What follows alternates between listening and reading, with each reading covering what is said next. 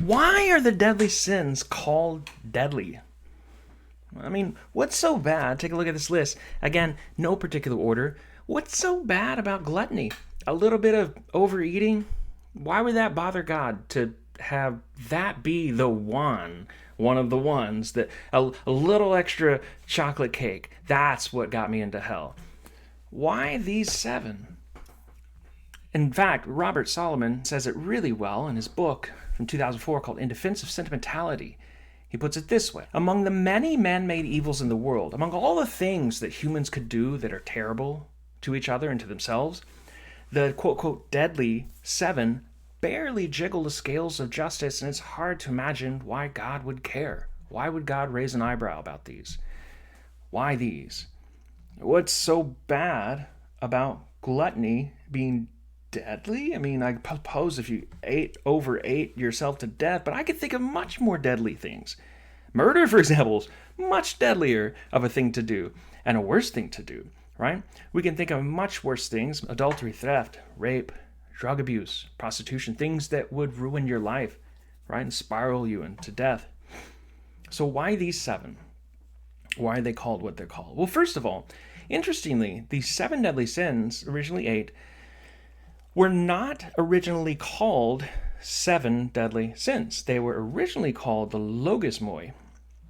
The logismoi, which is the plural for the Greek word logos, which just means thoughts or word or account. Now, in this case, in this sense, the word logos means thought. So these logismoi were just the eight thoughts.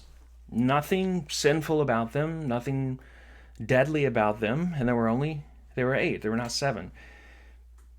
So this reminds us that the deadly sins are not something that you do external, but there's something internal. And I remind my students to say, think about this list again, and think about the origins, which we hadn't gotten to yet, but the origins of the deadly sins were in the 4th and 5th centuries AD, and the deserts of Egypt with monks, hermits who were isolated from civilization just by themselves. And you have to ask yourself, how much, if these are external, how much sex, the external act of lust, do you think these monks were having? How much sumptuous banquets do you think these monks were indulging in when they're in isolation, not the next person for miles and miles and miles? They don't see another person. I mean, just burning through their food stock, but not be wise. This reminds us then that these so-called deadly sins, these logismoi, were originally thoughts that sort of just crept in. They happened, they appeared to us, they're internal. It's not that they were out having raging sex parties or gluttonous feasts. It's that these were internal movements of the soul that they were trying to constrain and to regulate. Now, why are these then the seven deadly sins? What's so bad about them?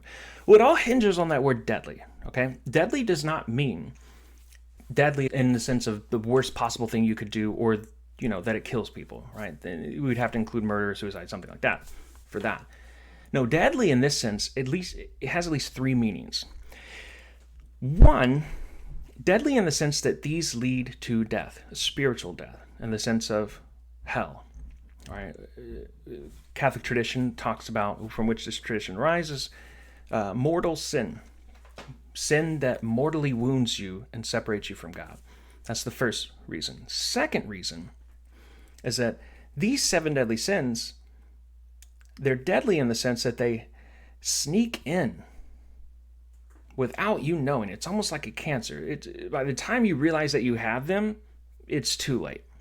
And third, relatedly, they're deadly because they lead to further things that are much worse. No, they themselves are not the worst possible things that you could do, but they are the seeds of things that lead to much worse things. Tied together with that second reason, you don't realize you have these central core character problems until it's too late, and then it's manifesting in worse issues. In fact, the way Pope Gregory the Great, Gregory the First, puts it, remember, pride is our root. He says that pride is the queen of the vices, And these 7 are her generals. But they lead to worse things. You could think of the worst things they lead to as being the soldiers in the army. They lead to worse thing. All the soldiers, all the terrible, terrible things you could do. Many, many more sins that are out there.